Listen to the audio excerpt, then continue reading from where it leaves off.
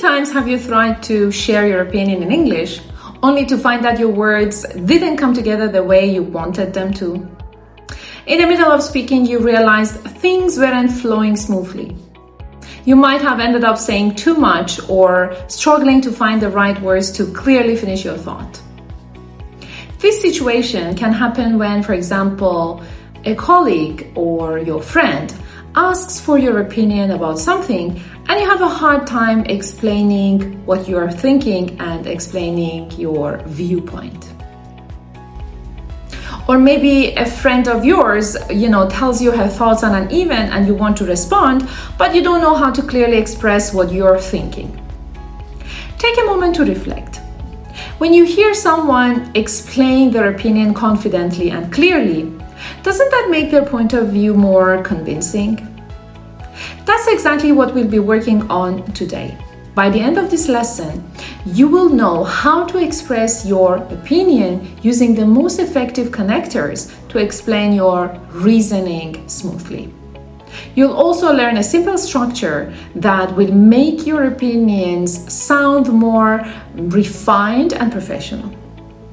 Ultimately, this will help you speak with more confidence and avoid over-explaining or hesitating. Stay with me to the end of this video because I'll give you a challenge at the end of the lesson so you can practice using everything you've learned, including connectors. Let's begin with how to structure your opinion so that it's clear, logical, and easy to follow. Native English speakers usually use a three-part structure when sharing an opinion. Step 1 is to state your opinion. This is when you introduce your perspective in a very straightforward and confident way. You'll hear phrases like I think, I believe, I would say as sentence starters. Immediately after stating your opinion comes step 2. Explain why. This is where connectors come into play. A strong opinion needs to be backed up with a clear explanation, and connectors help you express the reason behind your view. Words like because, so that, or due to help your speech become more logical and coherent. They may also help you explain your reasoning more clearly, which makes your whole opinion sound more interesting and even stronger.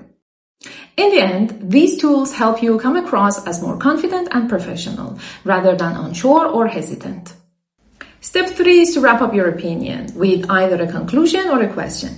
It can either reinforce your point or invite others to respond. For example, after giving your opinion and reason, you might say, that's why I think, for example, this is a good outcome, or ask, what do you think, or what is your take on it? Before diving into the connectors, let's look at 2 full examples, one social, one professional, where this 3-step approach is used. Imagine we are with friends and I say, I think the new cafe on the corner is a great addition to the neighborhood because it's cozy and the coffee is really good. Have you tried it yet? Here the opinion is, I think the new cafe is a great addition. The reason is because it's cozy and the coffee is good. And invitation is, have you tried it yet? Now, let's consider a professional example. I feel we should offer more training sessions for new team members because it could help them adapt more quickly and feel more confident. Do you agree with that? Here the opinion is, I feel we should offer more training. The reason is because it helps new members adapt. And the invitation is, do you agree with that? Again, we see a clear opinion, reasoning, and a way to continue the conversation. When you use this 3-step structure, opinion, reasoning, and conclusion, your ideas come across as more, logical and persuasive. But using this structure alone is not enough. The connectors you choose play a big role and, make a big difference in how logical and how professional you may sound. So let's go deeper and explore the most professional connectors to use when explaining your opinions. Let's look at 3 categories of connectors, starting with the most important ones, the ones that help you explain why you believe something or what happened as a result. This matters because when you're stating your opinion, you're not just talking about what you think, but you're also answering the question why. That's where connectors come in. We'll begin with connectors for cause or reason, why you hold a certain belief. One of the most common is because, which simply means for this reason. Another one is since, often used when the reason is already clear or obvious to the listener. You can also use due to, which is similar in meaning to because, but slightly more formal. I have a short video on the difference between due to and because of, and you can find the link here and also in the description. Likewise, because of works the same way as due to, although because of is more commonly used in conversations. Both are grammatically similar, but due to sounds more formal. Let's look at examples to see how these words are used and work in real conversations. I like this company because the people are friendly. Since the sun is shining, let's go to the park. We use since here because the reason is already obvious to everyone. If you're explaining why you were late, you might say, I was late due to traffic. If an event was cancelled, you could say, the meeting was cancelled because of the storm. Now, one important grammar note. Due to and because of must be followed by a noun, like traffic, the storm, the delay, etc. So you can't say I was late due to it was raining. That's incorrect. Instead, say I was late because it was raining. Because is followed by a full clause with a subject and verb. After learning how to express cause and result, let's learn a few more connectors to explain what happened as a result of something. For these sentences, we usually use so, which shows a consequence, but there are also other expressions. For example, we can use which is why to add a reason or explanation. For example, I studied hard, so I passed all 3 exams. The meeting went well, which is why we got the project. Now it's time to practice. Think of something that you've done recently. For example, starting to learn English or changing jobs or moving to a new city. And try explaining why. For example, I started learning English because, or since I wanted to improve my communication, or maybe a sentence like, due to my new work environment, I decided to.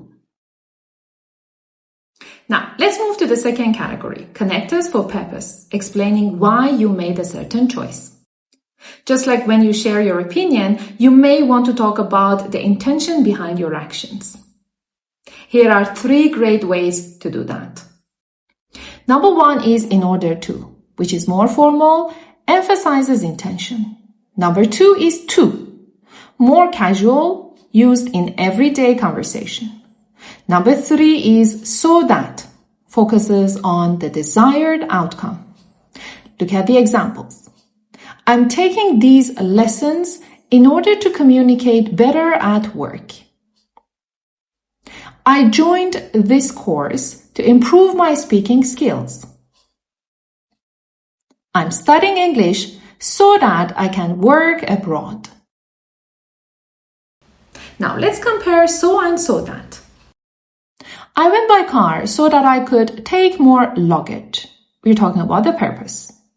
I went by car so I was able to take more luggage. Here we're talking about the result. One emphasizes the intention, the other describes the outcome. Time to practice again. Think about the decision you made recently, like changing careers or starting a new class, and complete the sentences. I started learning English to. I changed careers so that. Now, what if you have more than one reason for your opinion? That's when we use connectors for adding ideas. For example, if you love your neighborhood or support a workplace decision and you have more than one reason to say why, useful connectors include another reason is to add a second separate reason, or plus, which is informal and conversational. You may also use also, which is very common and natural. You can also use on top of that, which adds emphasis or highlights a surprising point. Let's take a look at examples. I love my new neighborhood because it's close to work. On top of that, my friends live nearby and there are great restaurants. Look at another example. This new work from home policy is great. Also, it helps people save money on commuting. I love this new cafe. The coffee is amazing, plus they have great pastries. Keep in mind that on top of that and another reason is are only used at the beginning of a sentence.